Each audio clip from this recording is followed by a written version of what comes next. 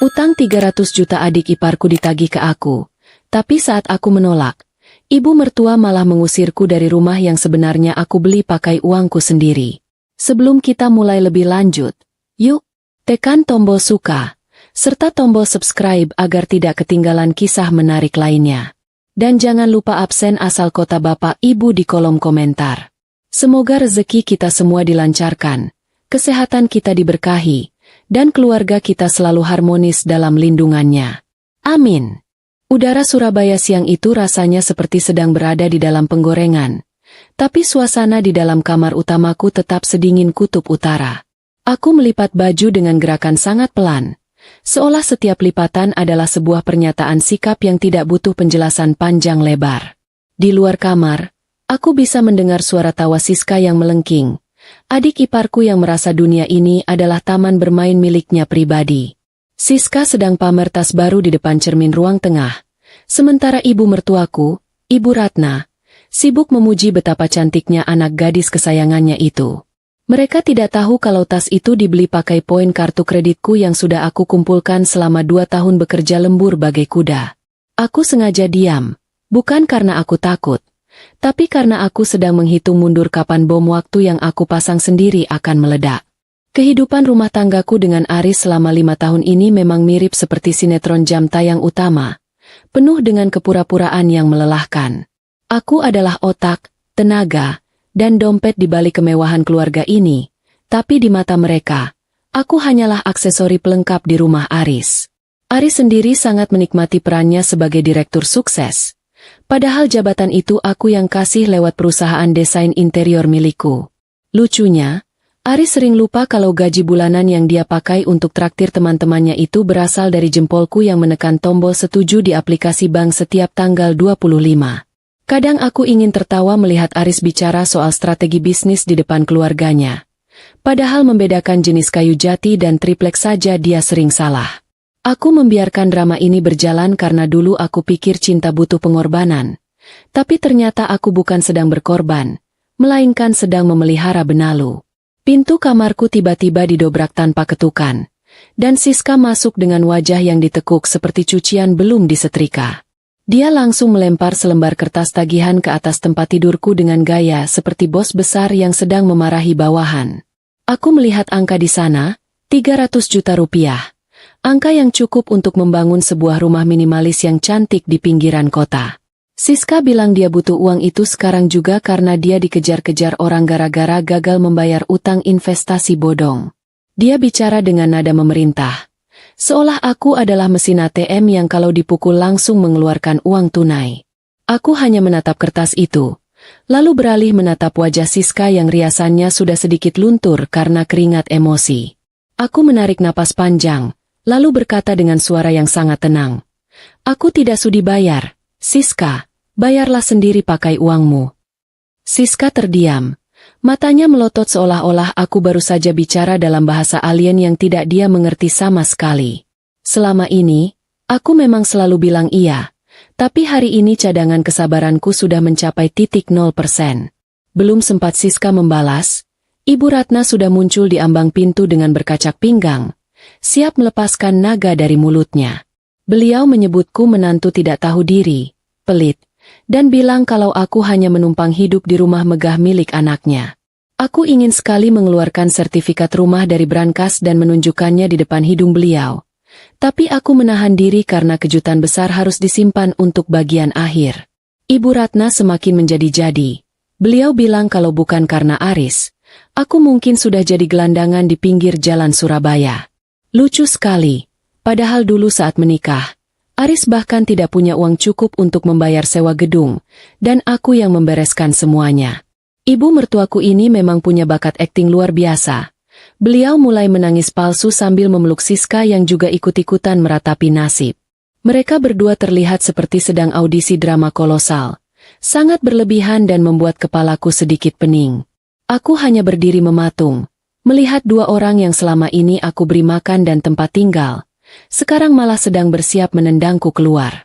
Aku merasa seperti orang yang baru saja tersadar dari pingsan panjang dan melihat betapa berantakannya kenyataan yang ada di depan mata. Situasi semakin panas saat Ibu Ratna menelepon Aris dan mengadu dengan bumbu-bumbu cerita yang sangat pedas seperti sambal korek. Beliau bilang aku sudah berani membentak Siska dan menghina keluarga mereka sebagai keluarga miskin yang cuma mau uang. Aku hanya mendengarkan suara Aris dari seberang telepon yang berteriak marah, tanpa mau mendengar penjelasanku sedikitpun. Aris bilang kalau aku tidak mau bayar utang Siska, berarti aku sudah tidak menghargai dia sebagai kepala keluarga. Dia bahkan mengancam akan menceraikanku malam ini juga kalau aku tidak segera mentransfer uang 300 juta itu ke rekening Siska. Aku tersenyum tipis. Sebuah senyuman yang biasanya aku berikan pada klien yang sangat menyebalkan sebelum aku membatalkan kontrak kerja sama kami. Kalau itu maumu, Mas, kita selesai detik ini juga. Kataku singkat sambil menutup telepon tanpa menunggu jawaban darinya. Ibu Ratna dan Siska langsung bersorak kegirangan. Mereka pikir ancaman cerai Aris telah membuatku menyerah kalah. Mereka menyuruhku segera keluar dari rumah malam itu juga dengan hanya membawa baju-baju yang ada di badan. Aku mengangguk pelan, mengambil tas kerjaku, dan berjalan menuju pintu keluar tanpa menoleh sedikit pun ke belakang. Siska sempat mengejekku, bilang kalau besok aku akan mengemis minta balik karena tidak punya tempat berteduh. Aku ingin memberitahu dia kalau hotel bintang 5 yang ada di pusat kota itu milik rekanku. Tapi aku urungkan karena aku sedang ingin menikmati udara malam. Saat kakiku melangkah keluar dari gerbang rumah, aku merasa beban seberat gunung yang selama ini menggantung di pundakku mendadak hilang. Aku segera menghubungi sekretarisku, menyuruhnya memblokir semua akses Aris ke rekening perusahaan dan menarik semua fasilitas kantor.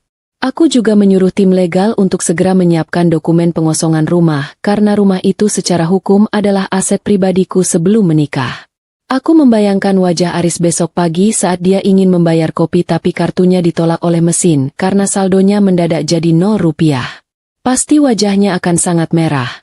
Mirip seperti kepiting rebus yang lupa diangkat dari panci panas. Aku masuk ke dalam taksi yang sudah aku pesan. Bersiap menuju hotel untuk tidur nyenyak yang sudah lama tidak aku rasakan. Malam itu, Surabaya terasa sedikit lebih bersahabat. Meskipun lampu-lampu jalanan terlihat seperti sedang menertawakan kebodohanku selama 5 tahun terakhir. Aku duduk di kursi belakang taksi sambil memijat kening, memikirkan betapa kreatifnya mertuaku dalam mengarang cerita sedih. Aku sempat terpikir, mungkin Ibu Ratna cocok masuk sekolah akting atau jadi penulis naskah karena imajinasinya yang luar biasa liar.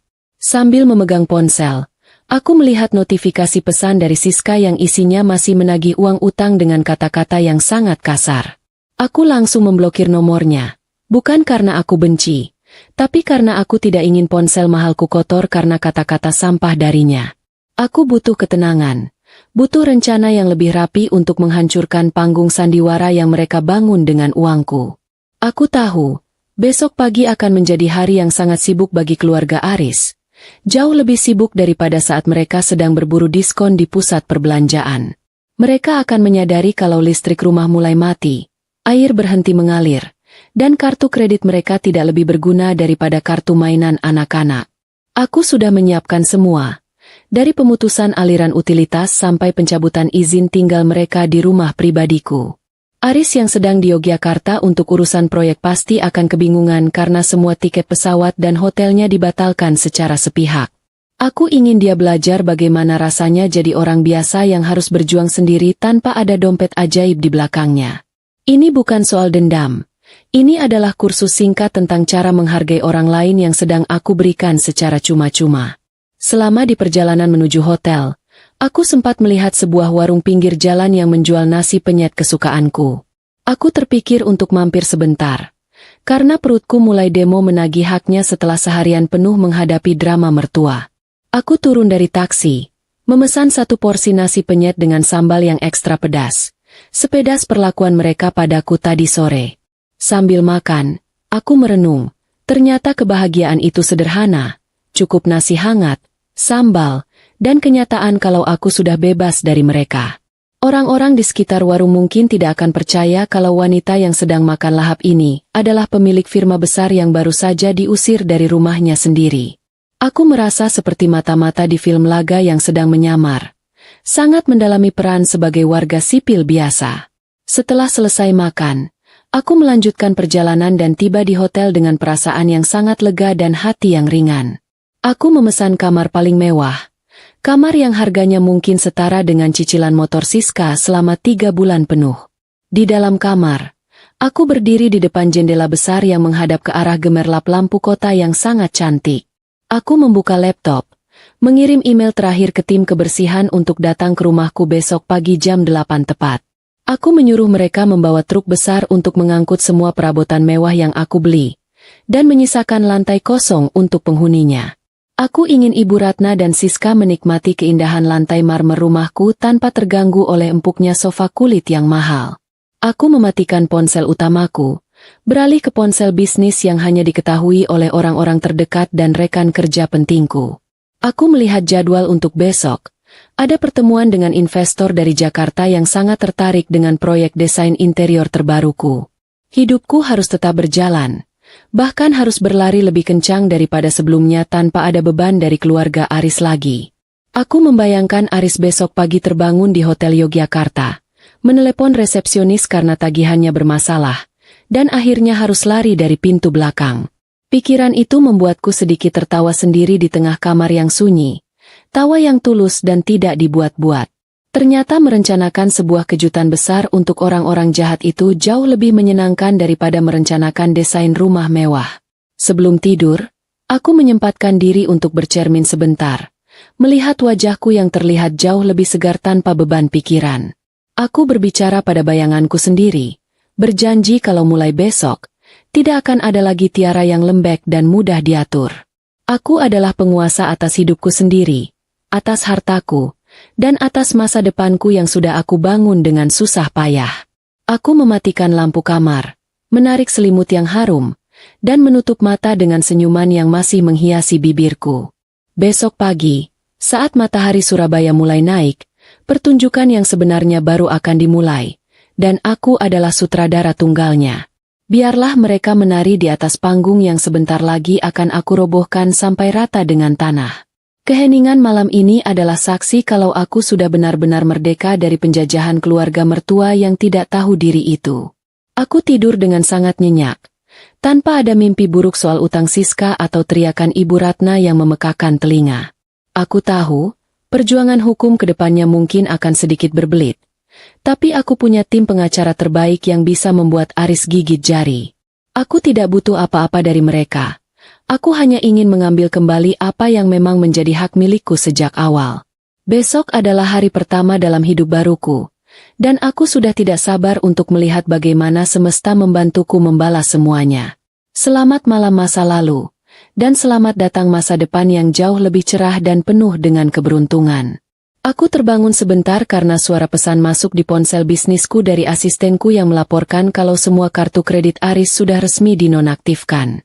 Aku hanya membalas dengan jempol, lalu kembali memejamkan mata dengan perasaan puas yang sangat mendalam. Aku membayangkan Aris yang mungkin sedang mencoba memesan makanan lewat aplikasi tapi selalu gagal karena akunnya sudah aku hapus dari sistem. Mungkin dia akan berpikir kalau aplikasi itu sedang rusak, padahal hidupnya lah yang sebenarnya sedang rusak parah. Tidurku kali ini benar-benar berkualitas, seolah semua sel dalam tubuhku ikut merayakan kemenangan kecil ini. Esok hari, aku akan menjadi wanita paling sibuk sekaligus paling bahagia di seluruh penjuru kota Surabaya ini. Matahari pagi Surabaya masuk lewat celah gorden hotel dengan sangat sopan, seolah tahu kalau aku baru saja melewati malam paling tenang dalam 5 tahun terakhir. Aku bangun tanpa suara alarm yang biasanya beradu dengan teriakan Siska yang minta dibuatkan sarapan atau keluhan Ibu Ratna soal pinggangnya yang encok. Aku meregangkan tubuh, menikmati empuknya kasur hotel yang rasanya jauh lebih manusiawi daripada suasana rumah penuh drama kemarin sore. Sambil menunggu pesanan kopi hitamku datang, aku membuka laptop dan melihat laporan dari tim kebersihan yang sudah bersiap di depan gerbang rumah pribadiku. Aku memberikan instruksi lewat pesan singkat agar mereka menunggu tim legal dan pihak keamanan kompleks sebelum masuk ke dalam. Aku tidak ingin ada keributan fisik, aku hanya ingin proses pembersihan, hama, ini berjalan sesuai dengan prosedur hukum yang berlaku. Kopi hitamku datang tepat waktu. Aromanya sangat kuat dan seketika membangkitkan semangat tempurku yang sempat tertidur semalam. Aku menyeruputnya pelan sambil membayangkan wajah Siska saat dia terbangun dan menyadari kalau penyejuk ruangan di kamarnya sudah mati total. Aku sengaja memutus aliran listrik lewat aplikasi resmi tepat jam 6 pagi. Waktu di mana biasanya mereka masih asyik bermimpi jadi orang kaya. Pasti sekarang rumah itu sudah mulai terasa seperti sauna pribadi. Pengap dan panas karena semua jendela sengaja aku kunci mati.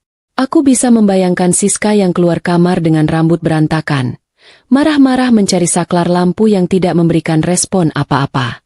Sementara itu, Ibu Ratna mungkin sedang meraba-raba di dapur. Bingung kenapa dispenser air tidak mau mengeluarkan air dingin untuk tenggorokannya yang pasti mulai kering. Ponsel bisnisku bergetar. Ada pesan dari satpam komplek perumahan yang mengabarkan kalau ada keributan kecil di depan rumahku. Katanya, Ibu Ratna sedang memaki-maki petugas PLN yang datang untuk mencabut paksa meteran listrik karena laporan pemutusan mandiri dariku. Aku hanya tersenyum tipis, membayangkan Ibu Ratna yang dasterannya mungkin sudah basah kuyup karena keringat tapi tetap semangat mengeluarkan kata-kata mutiara. Petugas PLN itu hanya menjalankan tugas, tapi bagi Ibu Ratna, semua orang adalah bawahan yang bisa dia perintah sesuka hati. Aku menyuruh satpam untuk tetap tenang dan tidak perlu ikut campur selama tidak ada perusakan properti yang aku miliki. Biarkan mereka menikmati panggung sandiwara itu sebentar lagi, sebelum truk pengangkut barang datang untuk mengambil semua perabotan mewah di sana. Sekitar jam 9 pagi, tim legalku mengirimkan video singkat yang memperlihatkan kondisi di dalam ruang tamu rumahku. Di sana terlihat Ibu Ratna dan Siska duduk di atas sofa kulit kesayanganku dengan wajah yang sangat pucat dan terlihat putus asa. Siska sedang mencoba menelepon seseorang, kemungkinan besar Aris. Tapi aku tahu Aris sendiri sedang terjepit di Yogyakarta karena semua akses uangnya aku tutup. Aris pasti sedang sibuk berdebat dengan pihak hotel tempat dia menginap karena tagihan kamar dan makannya tidak bisa dibayar pakai kartu perusahaan. Bayangkan saja, seorang pria yang mengaku direktur hebat harus tertahan di lobi hotel karena uang Rp300.000 saja dia tidak punya. Itu pasti lebih menyakitkan bagi harga dirinya daripada harus kehilangan jabatan di kantorku yang selama ini dia bangga-banggakan. Tak lama kemudian, rombongan truk pengangkut barang yang aku sewa tiba di lokasi, lengkap dengan surat tugas resmi untuk mengosongkan rumah.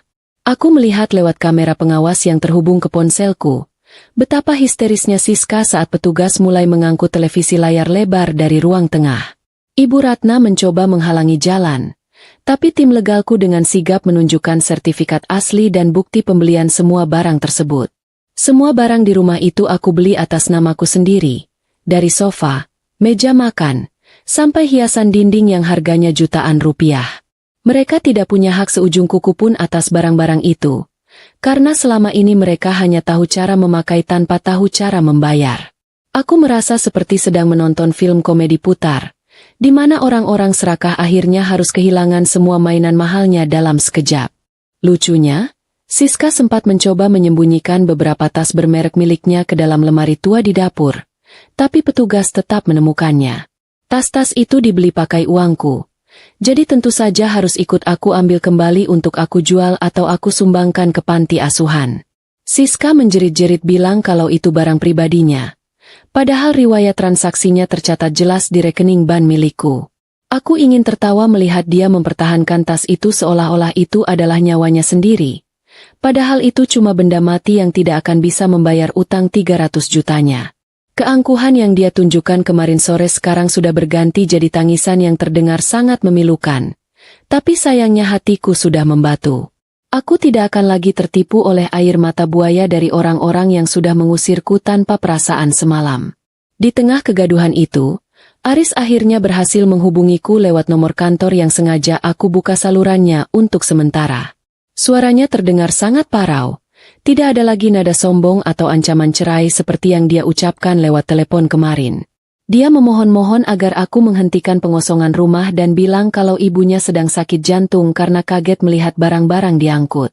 Aku hanya menjawab kalau sakit jantung itu biasanya karena kebanyakan makan lemak, bukan karena melihat kursi diangkut keluar rumah. Aku bilang padanya untuk segera pulang ke Surabaya pakai bus atau kereta ekonomi, karena akun perjalanan bisnisnya sudah aku tutup selamanya. Dia terdiam cukup lama, Mungkin sedang mencoba mencerna kenyataan kalau istrinya yang dulu penurut sekarang sudah berubah jadi badai yang menghancurkan hidupnya.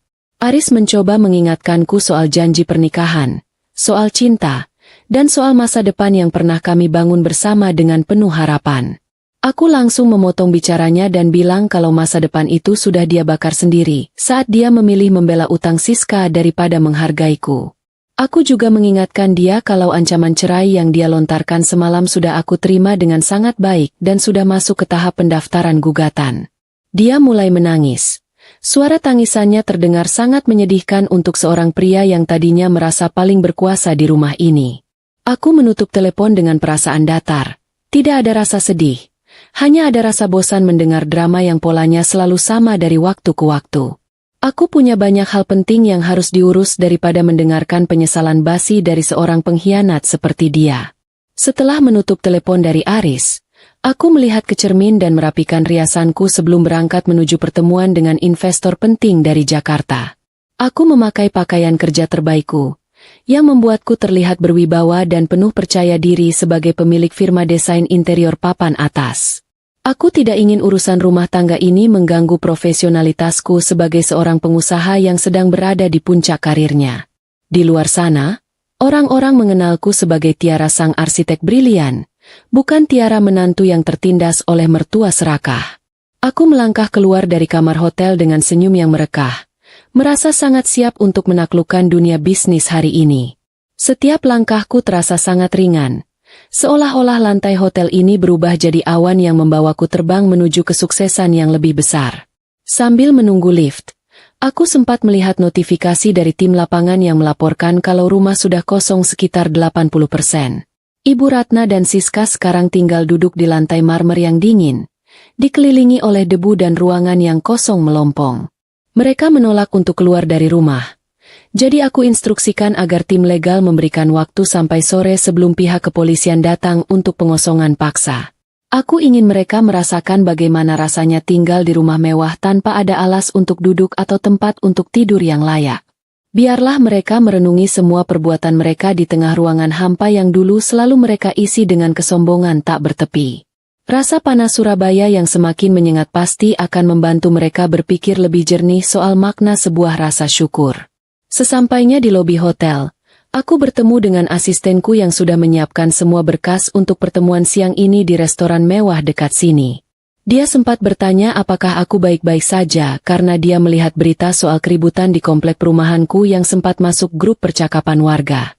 Aku hanya tertawa kecil dan bilang kalau itu cuma acara, bersih-bersih rumah, besar-besaran agar suasananya jadi lebih segar dan sehat. Asistenku yang sudah tahu tabiat asli keluarga Aris hanya bisa geleng-geleng kepala sambil memberikan jempol sebagai tanda dukungan moral untukku.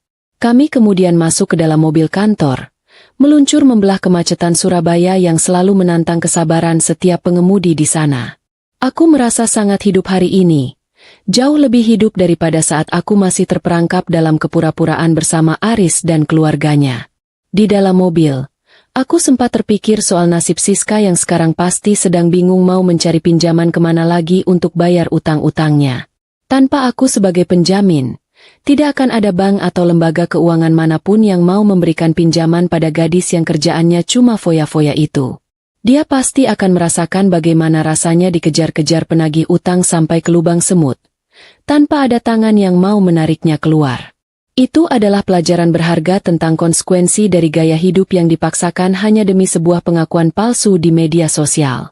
Aku tidak merasa jahat. Aku hanya membiarkan mereka belajar dari kesalahan mereka sendiri tanpa campur tanganku lagi untuk membereskannya. Setiap orang harus bertanggung jawab atas lubang yang mereka gali sendiri, dan sekarang saatnya mereka masuk ke dalamnya. Pertemuan dengan investor berjalan sangat lancar. Mereka sangat terkesan dengan desain hotel baruku di Yogyakarta yang mengusung konsep ramah lingkungan dan modern. Kami sepakat untuk bekerja sama dalam proyek yang lebih besar lagi tahun depan, yang artinya pundi-pundi kekayaanku akan semakin bertambah banyak. Aku sangat menikmati proses presentasi tadi, di mana aku bisa menunjukkan kemampuanku yang sebenarnya tanpa harus sembunyi di balik bayang-bayang Aris.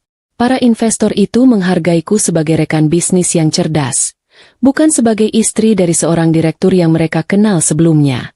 Keberhasilan hari ini adalah bukti kalau aku bisa berdiri tegak bahkan lebih tinggi setelah melepaskan parasit yang selama ini menghisap energiku. Aku merasa sangat bangga pada diriku sendiri karena berani mengambil keputusan sulit ini demi kebahagiaanku yang hakiki. Selesai pertemuan, aku memutuskan untuk memanjakan diriku di pusat relaksasi hotel sebelum kembali ke realita pengosongan rumah yang hampir selesai itu. Aku ingin tubuhku tetap bugar dan pikiranku tetap jernih untuk menghadapi babak selanjutnya dari drama yang aku buat ini. Sambil dipijat, aku sempat membayangkan Aris yang mungkin sedang duduk di pinggir jalan Yogyakarta, menunggu bus ekonomi dengan wajah yang sangat lesu. Bayangan itu membuatku merasa sedikit geli, mengingat betapa seringnya dia mengeluh kalau harus naik kendaraan yang tidak ada pendingin udaranya. Sekarang dia harus membiasakan diri dengan asap knalpot dan aroma keringat orang asing di sekitarnya sepanjang perjalanan pulang ke Surabaya. Itu adalah terapi kejut yang sangat bagus untuk pria yang sudah terlalu lama dimanjakan oleh kemewahan yang bukan miliknya. Sore harinya, saat aku kembali ke hotel, asistenku melaporkan kalau rumah di Surabaya sudah resmi kosong dan kunci sudah dipegang oleh tim legal. Ibu Ratna dan Siska akhirnya keluar dari rumah setelah dijemput oleh kerabat jauh mereka yang tinggal di pinggiran kota yang cukup kumuh.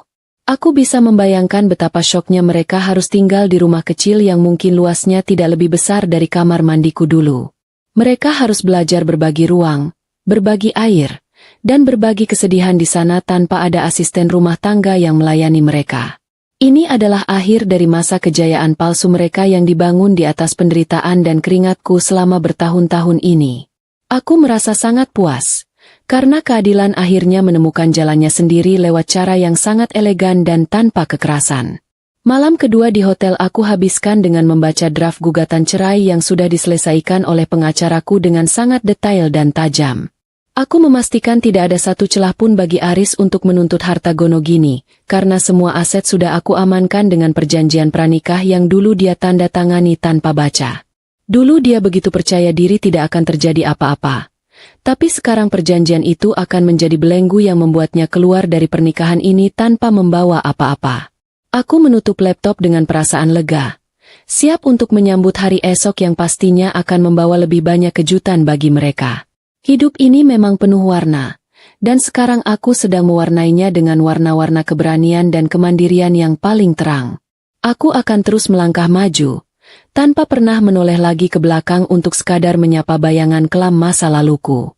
Pagi ini suasana hotel terasa jauh lebih ceria, meskipun di luar sana mendung mulai menggelayut di langit Surabaya yang biasanya gerah. Aku duduk di balkon sambil menikmati sarapan nasi goreng pete yang baunya sangat menantang. Sesuatu yang dulu dilarang keras oleh Ibu Ratna karena beliau bilang itu makanan orang kelas bawah. Lucu sekali mengingat bagaimana dulu aku harus sembunyi-sembunyi hanya untuk makan makanan kesukaanku sendiri di rumah yang aku bayar cicilannya.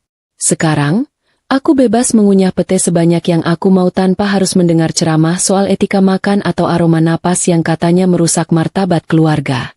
Aku merasa seperti remaja yang baru pertama kali diizinkan keluar rumah tanpa jam malam. Sangat lega dan sedikit nakal dalam waktu yang bersamaan. Sambil mengunyah, aku melihat pesan masuk dari satpam komplek yang melaporkan kalau Aris baru saja sampai di depan gerbang rumah dengan ojek pangkalan. Bayangan Aris turun dari motor butut sambil memegang helm yang mungkin sudah bau keringat ribuan orang membuatku hampir tersedak nasi goreng. Pria yang biasanya turun dari mobil mewah dengan setelan jas rapi itu sekarang harus merasakan bokongnya panas karena perjalanan jauh naik motor. Satpam bilang, Aris sempat menggedor-gedor gerbang rumah yang sudah digembok rantai besar. Teriak-teriak memanggil namaku seperti orang kesurupan. Dia tidak tahu kalau rumah itu sudah kosong melompong. Bahkan lampu teras pun sudah aku copot biar suasananya makin dramatis saat malam tiba. Ibu Ratna dan Siska juga tidak ada di sana untuk menyambutnya dengan tangisan haru, karena mereka sudah duluan mengungsi ke rumah saudara jauh yang sempit. Aris terlihat bingung. Berdiri di depan pagar rumahnya sendiri tapi merasa seperti pencuri yang sedang mengincar rumah kosong. Aku sengaja tidak membalas ratusan pesan singkat yang masuk ke ponsel bisnisku dari nomor-nomor tidak dikenal. Yang aku yakin itu adalah nomor pinjaman ponsel orang sekitar yang diminta Aris. Aris mulai mengirim pesan suara dengan nada yang naik turun, dari marah-marah sampai menangis minta ampun. Mirip sekali dengan radio rusak yang sinyalnya hilang timbul. Dia bilang dia lapar. Tidak punya uang tunai, dan semua temannya mendadak hilang saat dia ingin meminjam uang untuk ongkos pulang. Aku hanya membatin. Itulah gunanya punya teman yang cuma mau ada saat kita sedang traktir makan mewah di restoran berkelas. Sekarang saat dia butuh uang buat beli nasi bungkus saja, teman-temannya pasti sedang pura-pura pingsan atau sibuk rapat di planet lain. Aku menikmati setiap detik penderitaannya lewat laporan satpam, bukan karena aku jahat, tapi karena ini adalah bayaran dari kesombongannya selama ini. Siang harinya, aku mendapat kabar kalau Aris akhirnya berhasil menemukan keberadaan Ibu Ratna dan Siska di rumah saudara mereka yang ada di gang sempit daerah perkampungan. Katanya, pertemuan mereka di sana sangat mengharukan, tapi bukan haru karena rindu, melainkan haru karena mereka saling menyalahkan satu sama lain. Aris menyalahkan Siska yang berutang terlalu banyak. Siska menyalahkan Ibu Ratna yang terlalu berisik mengusirku, dan Ibu Ratna menyalahkan Aris yang dianggap lemah tidak bisa mendidik istri. Mereka bertiga sekarang berdesakan di ruang tamu yang pengap, mungkin sambil mengipas-ngipas badan pakai kertas koran karena tidak ada pendingin ruangan di sana. Aku bisa membayangkan Ibu Ratna yang biasanya tidur di kasur busa membal sekarang harus membiasakan punggungnya dengan tikar plastik yang tipis. Itu pasti akan jadi pengalaman yang sangat membekas di tulang belakang beliau sampai beberapa tahun ke depan. Aku memutuskan untuk keluar hotel sebentar guna mengunjungi firma desain interiorku. Ingin melihat bagaimana reaksi karyawan di sana setelah pimpinan operasional mereka mendadak hilang. Begitu aku masuk ke kantor, suasana terasa sangat tenang, bahkan jauh lebih produktif dibandingkan saat Aris masih ada di sana untuk pamer jabatan. Karyawanku lapor kalau selama ini Aris sering menyuruh mereka mengerjakan tugas pribadi Siska, seperti membuat desain stan pameran baju tanpa dibayar sepeser pun. Aku mengangguk paham dan memberikan bonus tambahan bagi mereka yang selama ini sudah sabar menghadapi tingkah ajaib suamiku itu. Mereka terlihat sangat senang. Mungkin dalam hati mereka sedang merayakan Hari Kebebasan Internasional dari gangguan direktur palsu yang hobinya cuma perintah. Aku merasa bangga karena perusahaanku bisa kembali ke jalur yang benar tanpa ada gangguan parasit yang suka memotong anggaran proyek untuk kepentingan pribadi. Sore hari, saat aku sedang meninjau beberapa sampel kain sofa untuk proyek baru, asistenku masuk dengan wajah sedikit tegang namun ingin tertawa. Dia bilang Aris dan Ibu Ratna mencoba masuk ke lobi kantor tapi dihadang oleh petugas keamanan karena pakaian mereka yang terlihat sangat tidak meyakinkan. Aris kabarnya cuma pakai kaos oblong yang sudah lecek dan Ibu Ratna pakai duster yang warnanya sudah pudar. Mungkin karena dicuci pakai air sumur di rumah saudaranya. Mereka teriak-teriak di lobi ingin bertemu denganku. Bilang kalau mereka punya hak atas perusahaan ini sebagai keluarga pemilik. Satpam kantorku yang sudah aku beri instruksi tegas langsung menggiring mereka keluar dengan cara yang sopan tapi sangat mematikan bagi harga diri mereka. Aku melihat lewat monitor kamera pengawas.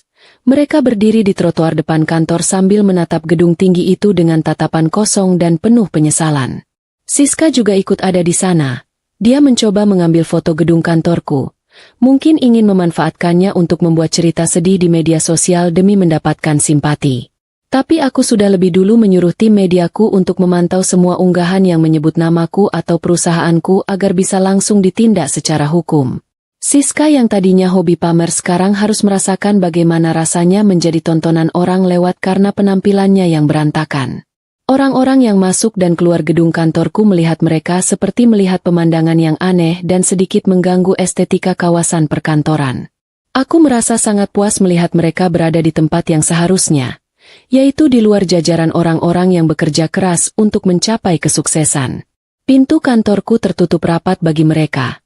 Sama rapatnya dengan hatiku yang sudah tidak menyisakan ruang sedikit pun untuk kata maaf.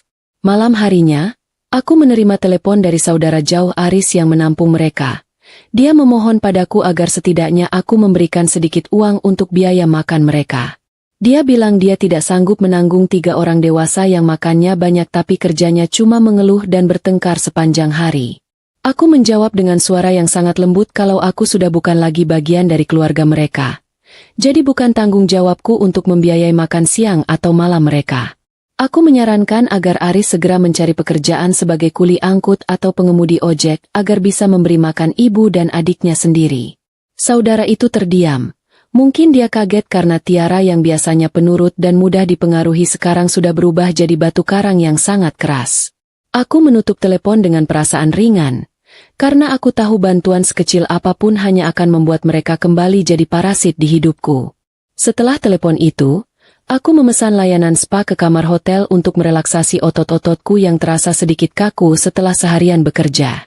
Sambil dipijat dengan aroma terapi mawar yang menenangkan, aku berpikir betapa berbedanya nasib kami sekarang hanya dalam waktu 48 jam saja.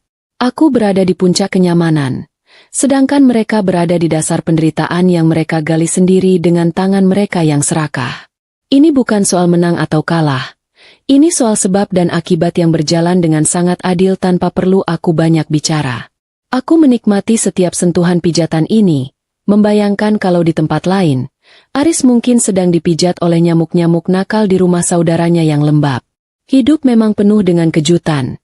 Dan aku sangat bersyukur karena kejutan kali ini berpihak sepenuhnya padaku. Sebelum memejamkan mata, aku melihat berita di televisi soal meningkatnya kasus penipuan investasi bodong yang korbannya banyak dari kalangan sosialita gadungan. Aku teringat Siska. Mungkin dia adalah salah satu dari mereka yang ingin kaya secara instan tanpa mau berkeringat sedikit pun di bawah matahari. Sekarang dia harus merasakan akibatnya. Tidak punya uang untuk bayar utang dan tidak punya kakak ipar yang bisa dia peras sesuka hatinya. Aku merasa damai. Sangat damai sampai suara detak jam dinding hotel pun terdengar seperti musik klasik yang sangat indah. Aku akan terus maju, membangun kerajaanku sendiri tanpa perlu ada orang lain yang numpang tenar atau numpang kaya dariku. Hari esok pasti akan jauh lebih baik, dan aku sudah siap untuk menyambut setiap peluang emas yang datang menghampiri langkahku. Pagi ini aku memutuskan untuk pindah ke villa pribadiku di pinggiran kota yang selama ini aku rahasiakan keberadaannya dari Aris dan keluarganya. Aku butuh suasana baru yang lebih tenang daripada kamar hotel, tempat di mana aku bisa melihat pepohonan hijau tanpa harus khawatir ada drama mertua yang mendadak muncul di lobi. Saat aku sedang asyik menyesap teh melati di teras villa, asistenku mengirimkan sebuah video rekaman yang diambil oleh intelijen pribadiku di perkampungan tempat Aris mengungsi. Di video itu, Aris terlihat sedang duduk di depan teras rumah saudaranya sambil mencoba memperbaiki kipas angin karatan yang baling-balingnya sudah tidak mau berputar. Wajahnya yang dulu licin karena perawatan mahal sekarang terlihat kusam. Ditambah lagi dia hanya memakai kaos dalam yang lubang di bagian pundaknya cukup untuk memasukkan 3 jari. Aku hampir tertawa melihat direktur gadunganku itu sekarang beralih profesi jadi tukang servis dadakan demi mendapatkan angin sepau-sepau di tengah gerahnya pemukiman padat. Kabar yang lebih lucu lagi datang dari Siska, adik iparku yang biasanya anti dengan makanan pinggir jalan kecuali kalau sedang konten estetika. Dia kabarnya tertangkap kamera sedang mengantre nasi bungkus di warung depan gang sambil menutupi wajahnya pakai kain kerudung yang sudah mulai pudar warnanya. Mungkin dia takut kalau ada pengikutnya di media sosial yang lewat dan melihat, Ratu Gaya Hidup, itu sekarang sedang berebut laupau murah seharga 10 ribuan. Ternyata, rasa lapar bisa menghancurkan gengsi setinggi langit dalam waktu sekejap saja, bahkan jauh lebih cepat daripada proses transfer bank yang sering dia tuntut dariku. Aku membayangkan Siska makan nasi bungkus itu sambil menangis, meratapi nasibnya yang sekarang tidak bisa lagi memesan makanan lewat aplikasi dengan saldo yang tidak terbatas. Itu adalah pemandangan yang sangat menghibur untuk menemani teh melatiku yang masih hangat ini. Di tengah ketenangan vilaku, pengacaraku menelepon dan memberi kabar kalau Aris mulai mencoba mencari celah hukum untuk menggugat kepemilikan kantorku. Dia mengklaim kalau selama pernikahan, dia ikut andil dalam membesarkan perusahaan. Padahal tugasnya cuma duduk manis dan tanda tangan berkas yang sudah aku siapkan. Pengacaraku tertawa di telepon, bilang kalau bukti-bukti yang Aris bawa ke kantor polisi hanyalah foto-foto dia saat sedang duduk di kursi direktur dan foto saat dia traktir klien pakai uangku. Tentu saja, hukum tidak butuh foto estetika untuk menentukan kepemilikan aset, melainkan butuh bukti aliran dana dan akta otentik yang semuanya bersih atas namaku. Aris sepertinya lupa kalau aku adalah arsitek. Dan seorang arsitek selalu punya cetak biru yang rapi, termasuk cetak biru untuk menendang parasit keluar dari hidupnya. Aku menyuruh pengacaraku untuk tidak terlalu menanggapi. Biarkan saja dia lelah sendiri berurusan dengan birokrasi yang pasti akan menolaknya mentah-mentah. Kekacauan di rumah saudara Aris kabarnya semakin memanas karena Ibu Ratna mulai tidak tahan dengan bau sampah yang menguap dari sungai di belakang rumah tersebut. Beliau yang biasanya minta disemprotkan pengharum ruangan otomatis setiap 10 menit, Sekarang harus puas dengan bau alami pemukiman yang sangat menusuk hidung. Ibu Ratna dikabarkan sempat bertengkar hebat dengan pemilik rumah karena beliau mengeluh kalau air mandinya agak berbau kaporit dan bikin kulitnya yang sensitif jadi gatal-gatal. Saudara Aris yang menampung mereka akhirnya kehilangan kesabaran dan mengancam akan mengeluarkan mereka ke jalanan kalau masih banyak menuntut. Bayangkan saja, orang yang sudah menumpang tapi kelakuannya masih merasa seperti tamu kehormatan di Hotel Bintang 5. Itu benar-benar sebuah bakat kesombongan yang sudah mendarah daging dan sulit untuk disembuhkan meski sudah jatuh miskin. Aku sendiri mulai menyusun strategi untuk menjual rumah di Surabaya yang sudah aku kosongkan itu. Karena aku tidak ingin ada satupun jejak mereka tertinggal di sana. Aku menghubungi agen properti dan menyuruhnya memasang papan pengumuman, dijual cepat, dengan harga sedikit di bawah pasar agar cepat laku. Aku tidak butuh keuntungan dari rumah itu. Aku hanya ingin rumah itu diisi oleh orang baru yang punya energi lebih positif daripada mantan keluarga mertuaku. Aris yang mendengar kabar rumah itu akan dijual dari satpam komplek. Kabarnya langsung lemas dan terduduk di pinggir jalan karena dia masih berharap bisa kembali ke sana suatu hari nanti. Dia pikir aku akan luluh setelah beberapa hari melihat dia menderita. Padahal aku justru sedang merencanakan pesta kecil-kecilan untuk merayakan penjualan rumah tersebut. Keinginan mereka untuk kembali ke zona nyaman sudah aku tutup serapat pintu brankas di kantorku. Sore hari, aku mendapat laporan dari tim keuanganku bahwa Siska mulai menjual beberapa baju bekas bermerek miliknya lewat situs jual beli daring dengan harga sangat murah. Sayangnya, banyak pembeli yang protes karena ternyata barang yang dijual Siska tidak asli alias barang tiruan yang dulu dia beli pakai uangku tapi dia klaim sebagai barang asli. Aku baru tahu kalau ternyata adik iparku itu hobi menipuku dengan meminta uang untuk barang asli tapi malah membeli barang palsu demi mengantongi sisa uangnya. Aku hanya geleng-geleng kepala. Ternyata sifat liciknya sudah sangat mendalam sampai ke urusan baju pun dia tega menipu kakaknya sendiri. Sekarang dia harus menghadapi komplain dari pembeli dan terancam dilaporkan ke pihak berwajib karena penipuan barang dagangan.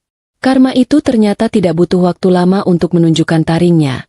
Dia sedang asyik bermain-main dengan keluarga yang dulu sangat membanggakan kelicikannya itu. Malam harinya, Aris mencoba mengirimiku pesan lewat email kantor, karena semua jalur komunikasinya sudah aku blokir secara permanen.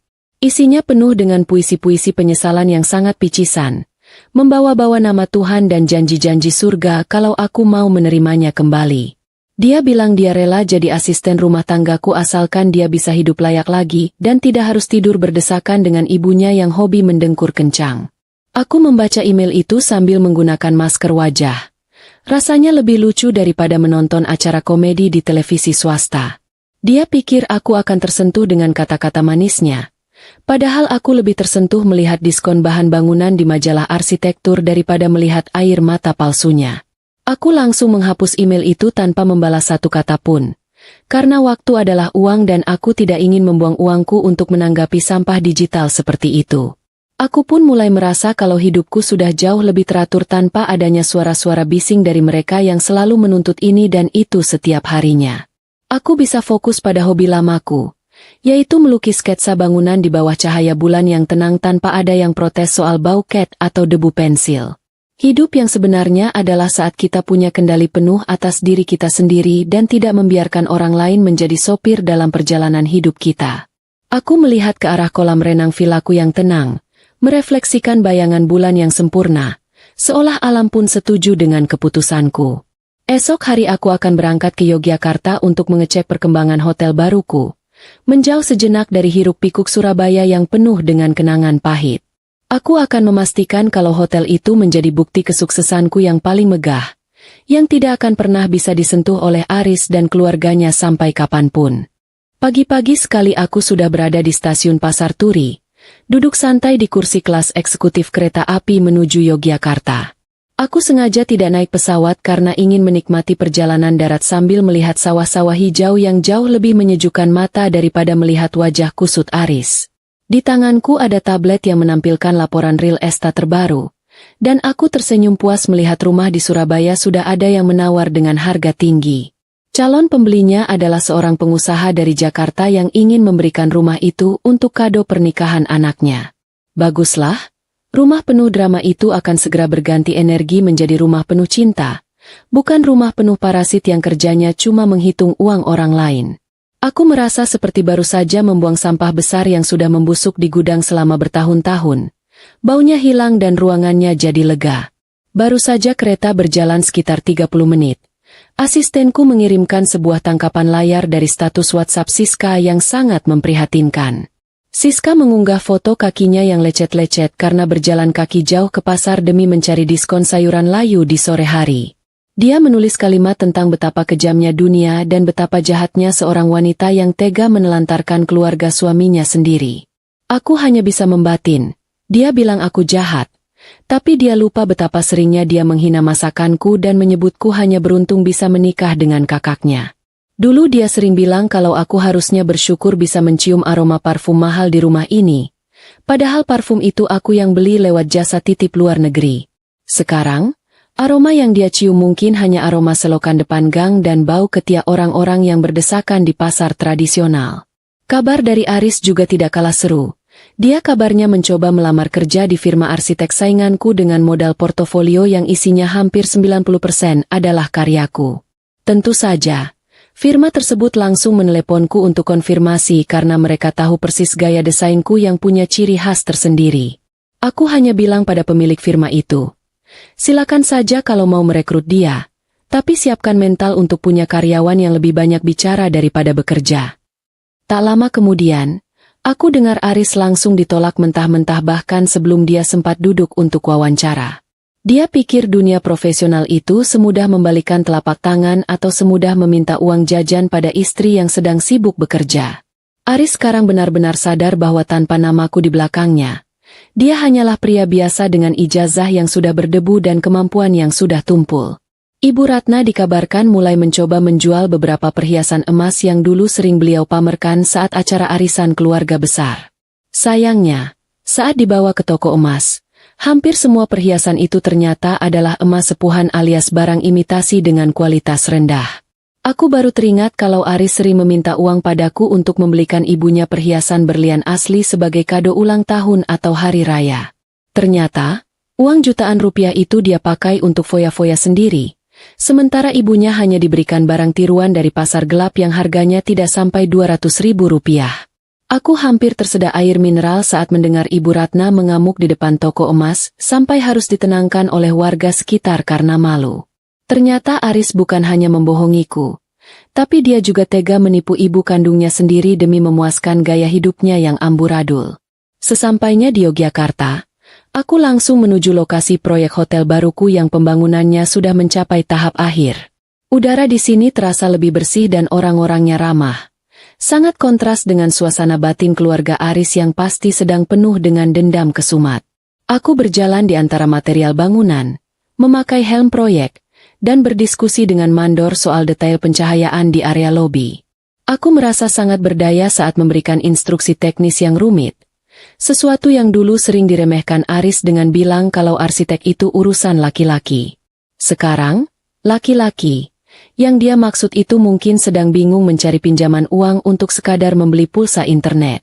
Aku berdiri di lantai paling atas hotelku, menatap Gunung Merapi yang berdiri gagah di kejauhan, seolah menyapa keberhasilanku yang murni tanpa campur tangan parasit manapun. Di Yogyakarta, aku menginap di sebuah butik hotel milik seorang teman lama yang juga seorang pengusaha wanita yang sangat mandiri. Kami makan malam bersama di pinggir sawah, tertawa lepas membicarakan masa lalu dan betapa bodohnya aku karena sempat tertipu oleh wajah manis Aris. Temanku bilang, "Tiara, kamu itu berlian yang dulu sengaja dilumuri lumpur oleh mereka supaya tidak terlihat berkilau oleh orang lain." Aku mengangguk setuju, karena sekarang lumpur itu sudah aku bersihkan sendiri dengan air keberanian yang sangat menyegarkan jiwa. Kami menikmati hidangan tradisional gudeg yang manis. Semanis rencana balas dendamku yang berjalan tanpa perlu aku mengeluarkan keringat banyak.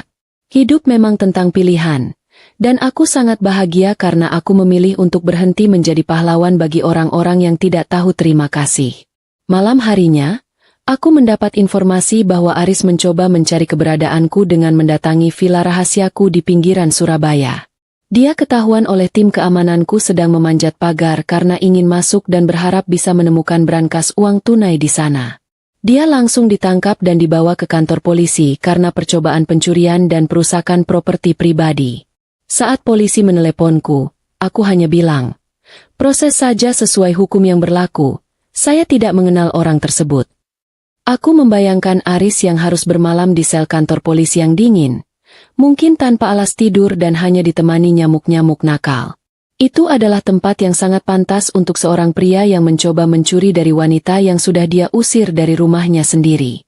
Aku pun tertidur dengan sangat lelap di Yogyakarta, dikelilingi oleh aroma melati dan suara jangkrik yang terdengar seperti tepuk tangan meriah untukku. Besok, aku akan meresmikan hotel ini dan namaku akan terpampang besar di lobi sebagai pemilik sekaligus arsitek utamanya. Aris, Siska, dan Ibu Ratna mungkin akan melihat beritanya di televisi atau koran bekas yang mereka pakai untuk alas duduk di rumah saudaranya. Aku ingin mereka tahu bahwa saat mereka mencoba menjatuhkanku, aku justru sedang membangun tangga menuju langit yang paling tinggi. Kegelapan masa laluku sudah berganti menjadi cahaya masa depan yang sangat terang benderang dan penuh dengan kedamaian. Tidak akan ada lagi air mata. Yang ada hanyalah senyum kemenangan dari seorang wanita yang berani berkata, "Cukup," pada ketidakadilan. Pagi di Yogyakarta selalu punya cara untuk membuatku merasa seperti manusia baru, terutama saat aku melihat papan namaku yang terukir cantik di lobi hotel. Aku berdiri di tengah ruangan yang masih bau cat segar dan semen, tapi bagiku ini adalah aroma kesuksesan yang lebih wangi dari parfum Prancis manapun. Aris kabarnya sudah keluar dari kantor polisi Surabaya setelah memohon-mohon pada saudaranya untuk menjamin penangguhan penahanannya. Dia keluar dengan wajah yang sudah tidak berbentuk lagi. Jenggotnya tumbuh liar dan matanya merah karena kurang tidur di balik jeruji besi. Lucunya, begitu keluar, dia langsung menuju ke wartel terdekat, karena ponselnya disita polisi sebagai barang bukti, hanya untuk mencoba menelepon kantorku lagi. Dia masih punya nyali untuk meminta bagian keuntungan dari proyek Yogyakarta ini, mengklaim bahwa ide awal hotel ini lahir dari diskusinya denganku di tempat tidur dulu. Aku hampir tertawa terbahak-bahak mendengar laporan itu dari asistenku saat kami sedang mengecek kesiapan kamar presiden. Aris itu jangankan memberi ide hotel, membedakan stop kontak dan saklar lampu saja dia sering bingung kalau tidak aku beri label. Ide hotel ini murni hasil begadangku selama berbulan-bulan. Saat dia asyik main game daring atau jalan-jalan bareng teman-teman sosialitanya pakai kartu kreditku. Sekarang dia berani bicara soal hak intelektual. Seolah-olah otaknya yang tumpul itu pernah menghasilkan sesuatu yang lebih berguna daripada sekadar daftar menu restoran mahal. Aku menyuruh tim hukumku untuk mengirimkan surat peringatan keras terakhir kepadanya agar berhenti mengganggu urusan bisnisku. Jika dia masih berani muncul atau mencatut namaku, aku tidak akan segan-segan menyeretnya kembali ke dalam sel yang lebih gelap dan lebih lama. Kabar dari Siska di Surabaya juga semakin mendekati titik nadir. Karena dia sekarang kabarnya mulai bekerja sebagai buruh cuci di pemukiman tempat dia mengungsi. Gadis yang dulu kalau pegang deterjen saja takut tangannya kasar, sekarang harus berjibaku dengan tumpukan baju kotor milik tetangganya setiap pagi. Aku membayangkan Siska yang biasanya posting foto sedang minum teh cantik di hotel. Sekarang fotonya mungkin sedang memeras baju sambil keringetan di pinggir sumur. Keadaan memang bisa berbalik secepat baling-baling kipas angin, dan Siska sedang belajar pelajaran paling keras dalam hidupnya, bahwa gengsi tidak bisa mengenyangkan perut. Kabarnya dia sering menangis di depan cucian karena kulit tangannya mulai mengelupas. Sesuatu yang dulu selalu dia hindari dengan biaya perawatan jutaan rupiah setiap bulan. Ibu Ratna sendiri dikabarkan sedang mengalami stres berat karena saudara yang menampung mereka mulai membatasi jatah makan harian, karena mereka tidak kunjung memberi uang kontrakan. Beliau yang biasanya kalau makan harus ada daging dan sayuran segar, sekarang harus puas dengan tahu tempe dan kerupuk yang sudah melempem. Beliau kabarnya sering marah-marah di dapur, tapi saudara mereka itu jauh lebih galak dan tidak segan-segan membanting pintu di depan wajah beliau. Ternyata tanpa dukungan uangku, Ibu Ratna hanyalah seorang wanita tua yang tidak punya kuasa apa-apa bahkan di depan saudaranya sendiri. Kesombongannya selama ini luruh bersama dengan hilangnya fasilitas mewah yang dulu selalu aku sediakan tanpa banyak tanya. Beliau sekarang merasakan sendiri betapa pahitnya menjadi orang yang dianggap beban oleh keluarga sendiri. Persis seperti cara beliau memperlakukanku dulu. Di Yogyakarta, aku memutuskan untuk mengadakan syukuran kecil dengan mengundang anak yatim dari panti asuhan lokal untuk meresmikan hotelku. Aku ingin memulai bisnis di kota ini dengan doa yang tulus, bukan dengan pesta pora penuh kepalsuan seperti yang biasa Aris sukai. Saat melihat anak-anak itu tertawa dan makan dengan lahap, hatiku terasa hangat, sebuah perasaan yang tidak pernah aku dapatkan saat bersama keluarga Aris. Mereka adalah tamu-tamu pertamaku, dan doa-doa mereka jauh lebih berharga bagiku daripada pujian basa-basi dari rekan bisnis yang bermuka dua. Aku merasa sangat tenang. Seolah-olah semua energi negatif dari Surabaya sudah tersapu bersih oleh ketulusan anak-anak ini. Perjalanan hidupku memang penuh lika-liku, tapi aku bersyukur karena aku bisa menemukan titik balik yang sangat bermakna di kota ini. Aris yang mendengar berita syukuran hotelku lewat koran, kabarnya mencoba nekat berangkat ke Yogyakarta dengan menumpang truk ekspedisi sayuran. Dia ingin sekali masuk ke acara peresmian itu dan membuat keributan agar aku merasa malu di depan para tamu dan investor. Tapi tim keamananku jauh lebih cerdas. Mereka sudah memegang foto wajah Aris dan berjaga di setiap sudut hotel sejak pagi hari. Begitu Aris turun dari truk dengan baju yang penuh bau bawang dan wajah kotor, dia langsung dicegat di dekat gerbang masuk oleh petugas keamananku. Dia tidak diperbolehkan mendekat bahkan sampai jarak 100 meter dari area hotel karena penampilannya yang mencurigakan dan bau badannya yang menyengat. Pria yang dulu merasa paling tampan itu sekarang harus diusir seperti pengemis oleh orang-orang yang dulu mungkin pernah menyalaminya dengan hormat. Puncak komedi terjadi saat Aris mencoba berteriak-teriak memanggil namaku dari pinggir jalan. Tapi suaranya kalah bersaing dengan suara musik gamelan yang sedang dimainkan di lobi hotel. Orang-orang yang lewat mengira dia adalah orang kurang waras yang sedang mencari perhatian. Bahkan ada yang memberinya uang receh Rp2.000 karena merasa iba. Aris yang harga dirinya sudah hancur lebur itu kabarnya hanya bisa terduduk di trotoar sambil memegang uang Rp2.000 itu dengan tangan gemetar. Uang yang bahkan tidak cukup untuk membeli segelas kopi di kafe hotelku itu sekarang menjadi satu-satunya harta tunai yang dia miliki di Yogyakarta. Aku melihat kejadian itu lewat laporan video singkat dari kepala keamanan. Dan aku hanya bisa menghela napas panjang melihat betapa rendahnya dia sekarang jatuh. Sore harinya, setelah acara selesai, aku duduk di taman hotel sambil melihat matahari terbenam yang warnanya sangat cantik, perpaduan jingga dan ungu. Aku merasa sangat bangga karena tidak terpancing sedikit pun untuk menemui Aris atau memberinya bantuan meskipun dia sudah berada di depan mataku. Aku tahu kalau sekali saja aku menunjukkan kelemahan, mereka akan kembali merayap masuk ke dalam hidupku seperti rayap yang siap menghancurkan rumah yang baru aku bangun. Ketegasan adalah harga mati bagi kemerdekaanku, dan aku sudah berjanji pada diriku sendiri untuk tetap menjadi wanita yang kuat. Esok hari, aku akan kembali ke Surabaya untuk menyelesaikan sisa urusan penjual rumah dan pendaftaran cerai di pengadilan agama. Aku ingin semuanya benar-benar tuntas agar aku bisa fokus sepenuhnya pada kerajaan bisnisku yang mulai berkembang pesat di dua kota besar ini. Perjalanan pulang ke Surabaya kali ini terasa sangat berbeda. Bukan lagi sebagai istri yang cemas memikirkan menu makan malam mertua, tapi sebagai wanita yang memegang penuh kendali. Di dalam gerbong kereta, aku melihat berita di media sosial lokal tentang penangkapan seorang pria yang mencoba menipu pemilik warung dengan mengaku-ngaku sebagai direktur perusahaan besar. Aku tidak perlu melihat fotonya untuk tahu siapa orang itu, karena gaya bicaranya yang tinggi tapi kantongnya kosong sudah menjadi ciri khas Aris sejak dulu. Ternyata suamiku itu belum menyerah menggunakan topeng lamanya, meskipun topeng itu sudah retak dan bau bawang karena menumpang truk sayuran kemarin. Aku hanya bisa geleng-geleng kepala. Ternyata ada orang yang lebih memilih masuk penjara daripada harus mengakui kalau dirinya sudah tidak punya apa-apa lagi.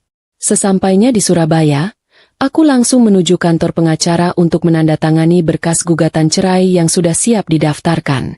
Pengacaraku memberitahu bahwa Aris sempat datang ke kantornya dengan penampilan seperti gelandangan, memohon agar gugatan ini dibatalkan dengan imbalan dia tidak akan menuntut harta gonogini. Pengacaraku tertawa saat menceritakan hal itu, karena memang tidak ada harta yang bisa Aris tuntut, mengingat semua aset adalah milikku sejak sebelum kami menikah. Aris seolah sedang menawarkan debu di tengah padang pasir, merasa punya daya tawar padahal dia sendiri sedang berada di lubang terdalam. Aku hanya berpesan pada pengacaraku untuk segera menyelesaikan semuanya secepat mungkin agar namaku tidak lagi bersanding dengan nama pria yang sudah tidak tahu malu itu. Kejutan lain datang dari rumah saudara Aris tempat mereka mengungsi selama ini. Kabarnya, Ibu Ratna dan Siska akhirnya diusir secara paksa karena tertangkap basah mencoba mencuri beberapa potong perhiasan perak milik pemilik rumah. Mereka berdua sekarang benar-benar berada di jalanan, duduk di atas trotoar dengan bungkusan kain berisi baju-baju kumal mereka. Siska yang dulu sangat menjaga kebersihan kulitnya sekarang harus rela duduk beralaskan aspal panas sambil menunggu Aris yang tak kunjung datang membawa uang. Ternyata sifat panjang tangan mereka tidak hilang meski keadaan sudah berubah. Mereka tetap ingin cara instan untuk mendapatkan kemewahan walau harus mencuri dari saudara sendiri. Aku membayangkan betapa malunya mereka saat diteriaki pencuri oleh tetangga sekitar. Sebuah kehinaan yang jauh lebih pedih daripada sekadar jatuh miskin. Aku sempat melewati rumah lamaku yang sudah kosong itu. Dan di depannya aku melihat Aris sedang duduk termenung di balik pagar yang terkunci rapat. Dia terlihat sangat menyedihkan. Mencoba mengais sisa-sisa kenangan di rumah yang sudah tidak ada lagi isinya. Bahkan lampu pun sudah mati. Begitu dia melihat mobilku lewat, dia langsung berdiri dan berlari mengejar sambil memanggil-manggil namaku dengan suara serak. Aku tidak menghentikan laju mobilku sedikit pun. Bahkan aku sengaja menutup kaca rapat-rapat agar aroma kemiskinannya tidak masuk ke dalam kabin mobilku yang harum. Lewat kaca spion, aku melihat dia jatuh tersungkur di aspal karena kelelahan mengejar mobil yang melaju kencang menjauh darinya. Itu adalah simbol dari hidupnya sekarang, mengejar sesuatu yang sudah mustahil untuk digapai kembali karena kesalahannya sendiri. Sore harinya, aku mendapat kabar kalau Siska mencoba mendatangi butik langgananku dulu untuk meminta bantuan pekerjaan atau sekadar uang makan.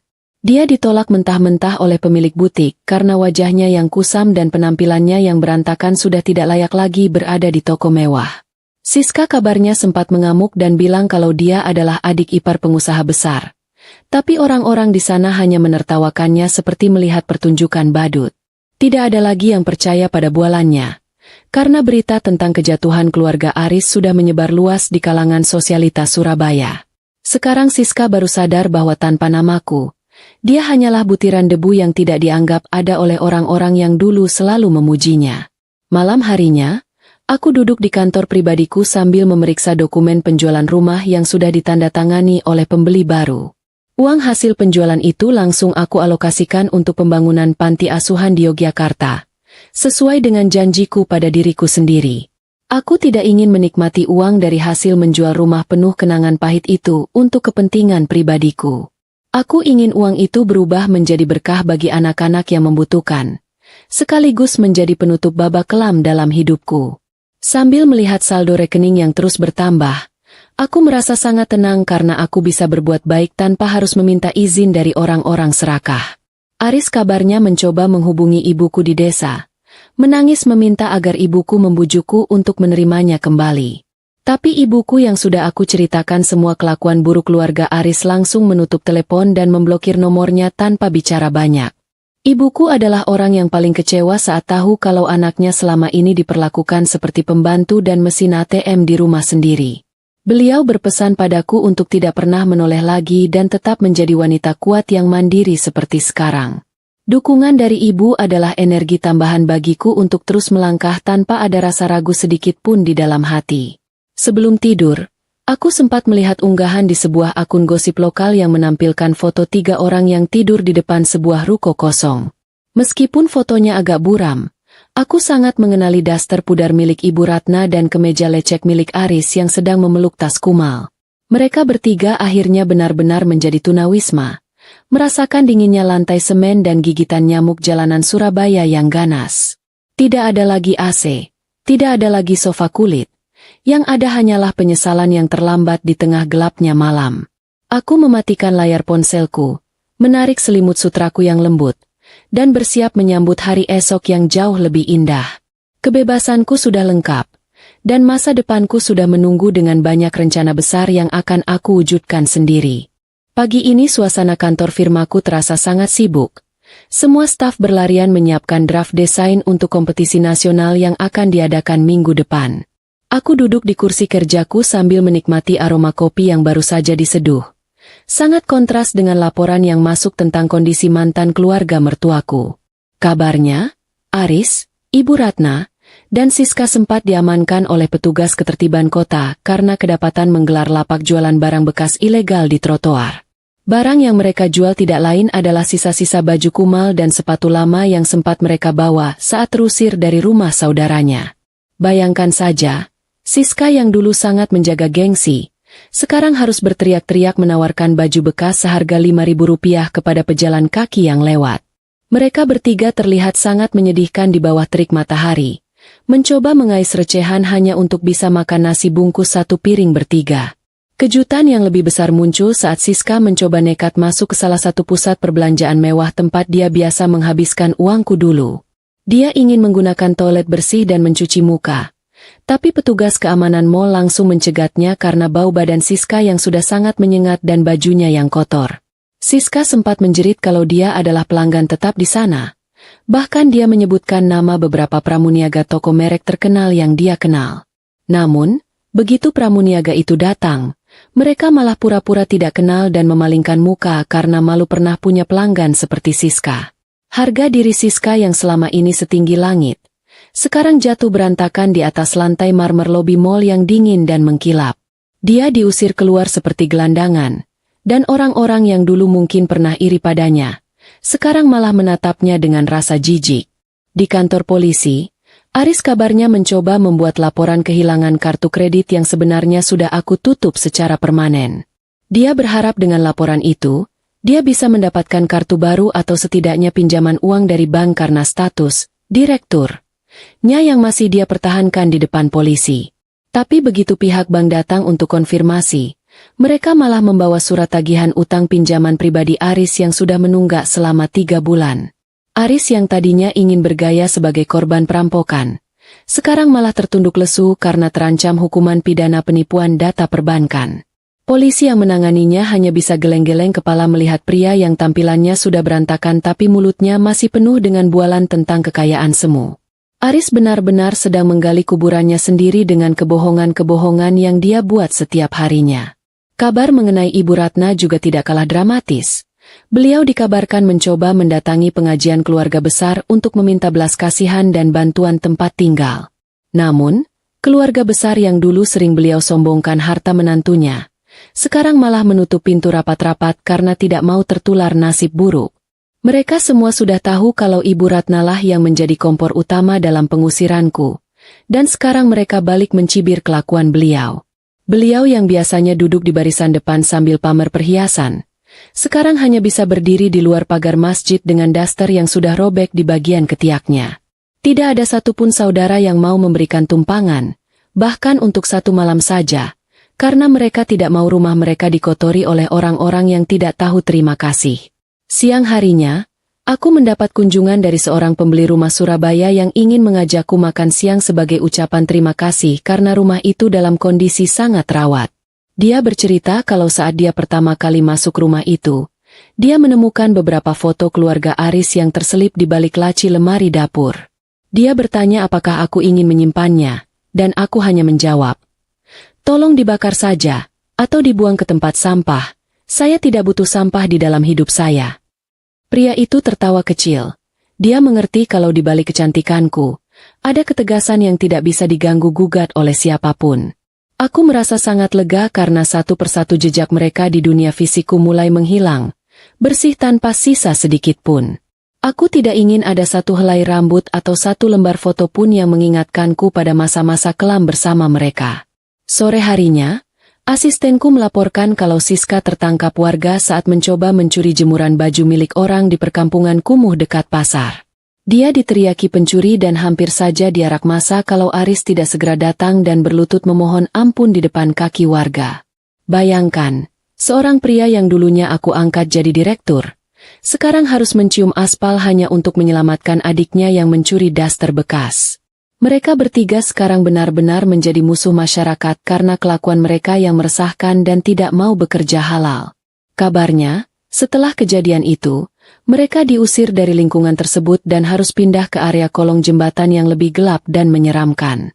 Karma itu tidak hanya mencabut harta mereka, tapi juga mencabut martabat dan perlindungan dari orang-orang di sekitar mereka. Aku pun mulai fokus menyiapkan pembukaan cabang firma desain interiorku yang kedua di Surabaya, karena permintaan klien semakin membludak sejak berita kesuksesanku di Yogyakarta tersebar. Aku mengundang beberapa rekan bisnis sukses untuk berdiskusi soal kolaborasi masa depan yang jauh lebih menjanjikan daripada sekadar mengurus rumah tangga yang berantakan. Aku merasa energi positifku kembali penuh, dan setiap ide desain yang keluar dari kepalaku terasa sangat segar dan inovatif. Hidupku sekarang adalah tentang prestasi, tentang karya, dan tentang bagaimana memberikan manfaat bagi banyak orang lewat usahaku. Tidak ada lagi ruang untuk kesedihan. Yang ada hanyalah rencana-rencana besar yang akan aku eksekusi dengan sangat rapi dan berkelas. Malam harinya, aku duduk di sofa baruku di villa sambil membaca majalah bisnis yang memuat profilku sebagai salah satu wanita paling berpengaruh di bidang arsitektur tahun ini. Di pojok bawah layar televisi, aku melihat berita singkat tentang razia tunawisma di pusat kota, dan aku sempat melihat wajah yang sangat kukenal sedang berlari menghindari petugas Satpol PP. Itu adalah Aris, yang lari sambil menggendong tas berisi barang-barang bekasnya dengan wajah yang penuh dengan ketakutan. Aku mematikan televisi, menghela napas panjang, dan merasa sangat bersyukur karena aku tidak berada di posisi yang harus berlari di tengah malam seperti itu. Aku tidur dengan sangat tenang, ditemani aromaterapi lavender yang membuat mimpiku menjadi sangat indah dan penuh dengan kedamaian. Masa depan sudah terbuka lebar, dan aku akan melangkah ke sana dengan kepala tegak dan hati yang sangat lapang.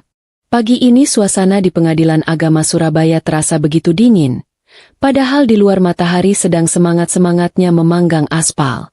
Aku duduk dengan tenang di barisan kursi tunggu, mengenakan setelan blazer berwarna biru dongker yang rapi dan kacamata hitam yang menutupi mataku. Ini adalah hari persidangan ceraiku yang ketiga, dan aku berharap hari ini semuanya benar-benar selesai tanpa ada drama tambahan. Pengacaraku baru saja membisikkan informasi kalau Aris sudah ada di area pengadilan sejak subuh, tapi dia tidak berani masuk karena penampilannya yang sangat memprihatinkan. Kabarnya, dia hanya memakai kemeja sisa kerja dulu yang kancingnya sudah lepas dua dan celana bahan yang ujungnya sudah compang-camping karena sering tersangkut pagar ruko.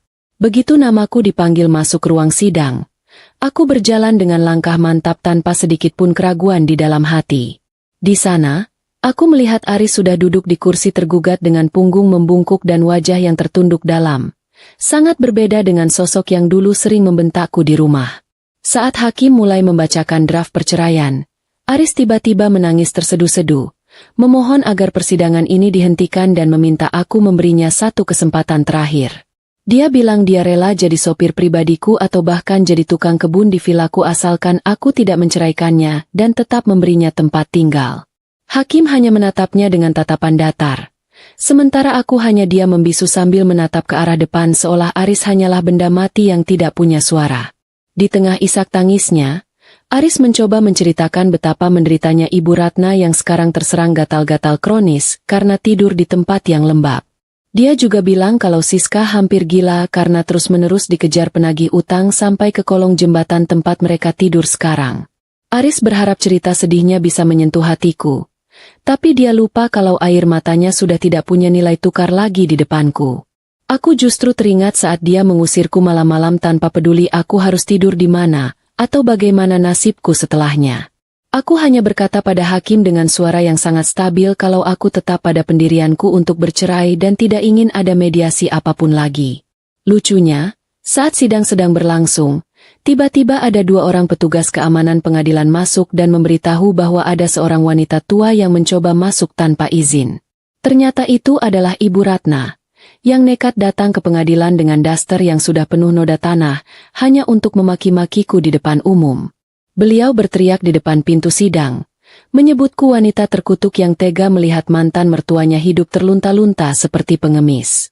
Beliau bahkan sempat mencoba melemparkan sandal jepitnya yang sudah tipis ke arahku.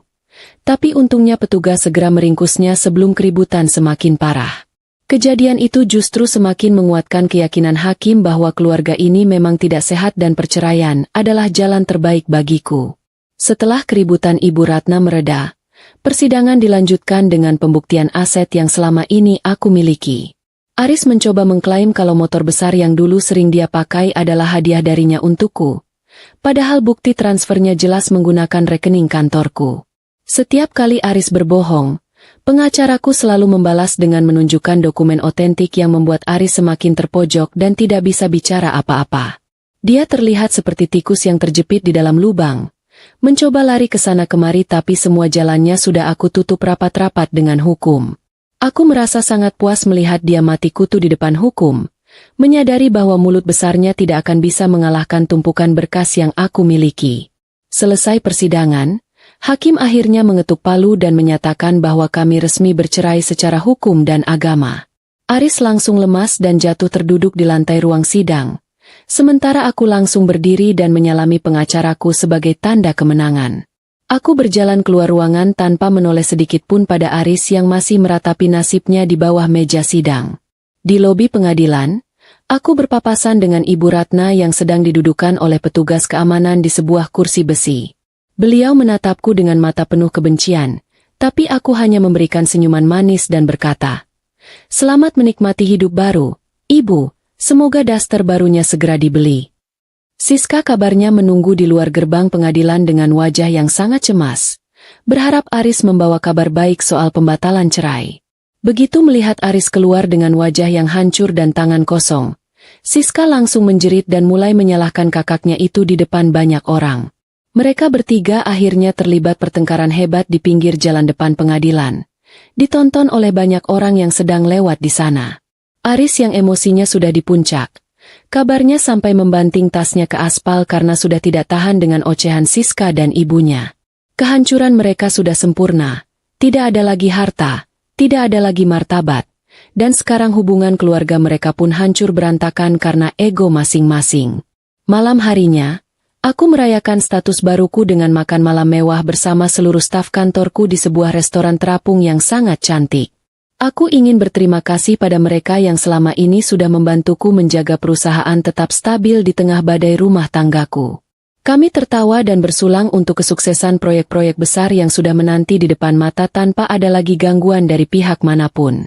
Aku merasa seperti baru saja keluar dari penjara bawah tanah yang gelap dan sekarang sedang berdiri di bawah sinar matahari yang sangat hangat. Hidupku adalah milikku sepenuhnya, dan aku tidak akan pernah membiarkan orang lain merusaknya lagi. Sebelum pulang ke villa, aku menyempatkan diri untuk melihat berita di koran digital tentang keberhasilan firma interiorku yang baru saja memenangkan penghargaan desain terbaik tahun ini. Di kolom komentar berita tersebut, aku melihat ada satu akun yang menggunakan nama samaran mencoba menjelek-jelekanku dengan menyebutku istri durhaka. Aku tahu itu pasti Siska yang sedang meminjam ponsel orang lain di warung internet hanya untuk meluapkan rasa irinya. Aku hanya tertawa kecil melihat betapa rendahnya cara dia membalas dendam. Sementara aku terus melaju dengan prestasi yang nyata. Aku mematikan tabletku, menarik napas dalam-dalam, dan merasa sangat bangga karena aku berhasil melewati babak tersulit dalam hidupku dengan sangat elegan. Malam itu, aku tidur dengan perasaan yang sangat lega karena dokumen cerai itu sudah ada di tanganku, menandakan aku benar-benar bebas. Tidak ada lagi ketakutan akan tagihan pinjol Siska, tidak ada lagi sakit hati karena hinaan Ibu Ratna, dan tidak ada lagi pengkhianatan dari Aris. Aku adalah Tiara, seorang arsitek sukses yang berani mengambil keputusan besar untuk menyelamatkan harga dirinya sendiri. Esok hari adalah awal dari babak penutup ceritaku, di mana aku akan menunjukkan pada dunia siapa pemenang yang sebenarnya. Aku siap untuk terbang lebih tinggi lagi, meninggalkan semua puing-puing masa lalu yang sudah aku bakar sampai menjadi abu. Pagi terakhir dalam drama panjang ini aku awali dengan berdiri di lobi hotel baruku di Yogyakarta yang hari ini resmi dibuka untuk umum. Aku mengenakan gaun panjang berwarna putih gading dengan potongan yang sangat tegas, mencerminkan hatiku yang sudah tidak bisa lagi ditembus oleh rayuan atau air mata palsu. Di sekelilingku, para pejabat kota dan pengusaha ternama berkumpul, memberikan ucapan selamat atas keberhasilanku membangun mahakarya ini dalam waktu singkat. Aku tersenyum ramah kepada setiap tamu, tapi pikiranku sesekali melayang pada laporan terakhir yang masuk ke ponselku pagi tadi tentang nasib Aris dan keluarganya.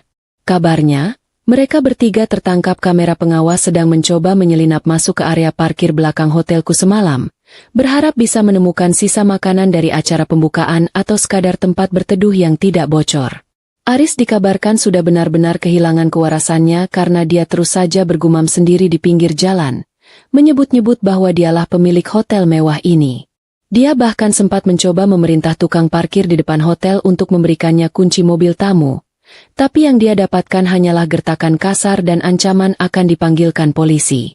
Pria yang dulu sangat klimis itu sekarang rambutnya sudah gimbal karena jarang terkena air bersih.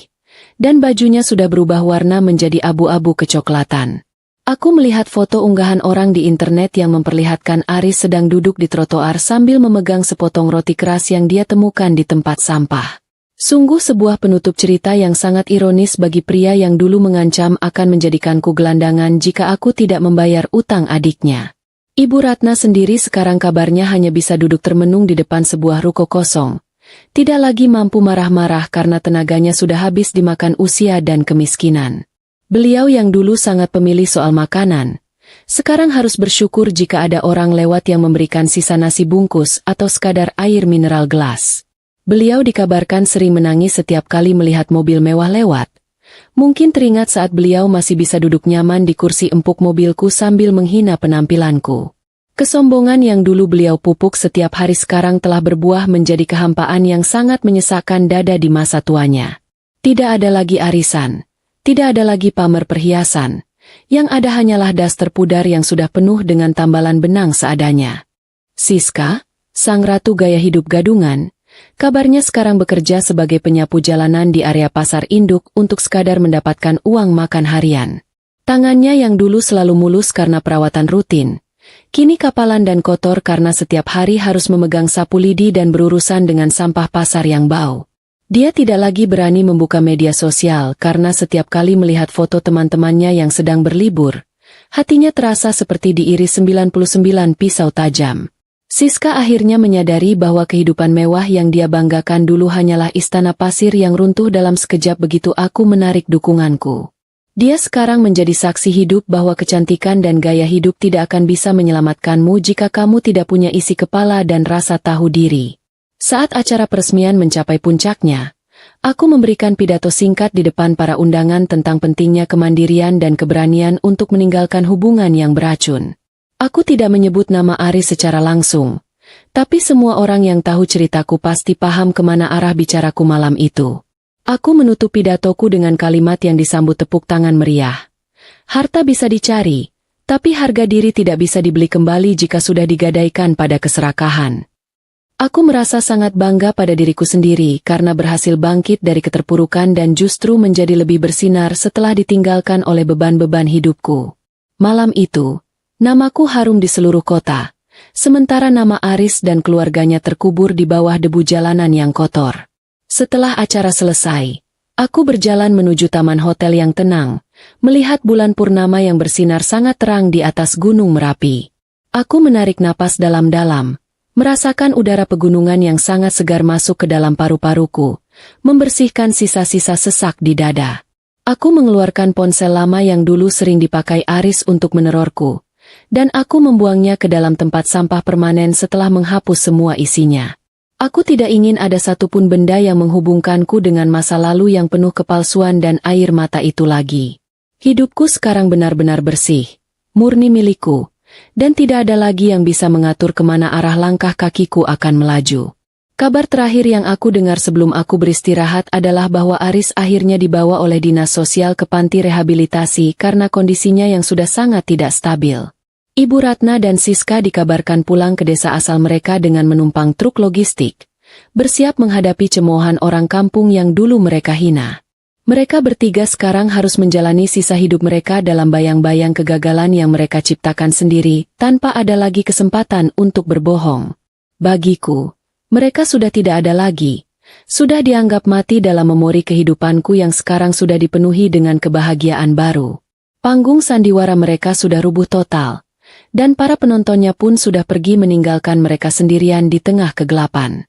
Aku pun kembali ke villa pribadiku di Surabaya untuk mulai merencanakan proyek besar berikutnya, yaitu membangun sekolah arsitektur gratis bagi anak-anak kurang mampu. Aku ingin hartaku menjadi jalan bagi orang lain untuk sukses secara jujur, bukan malah menjadi alat untuk memanjakan orang-orang malas seperti keluarga Aris.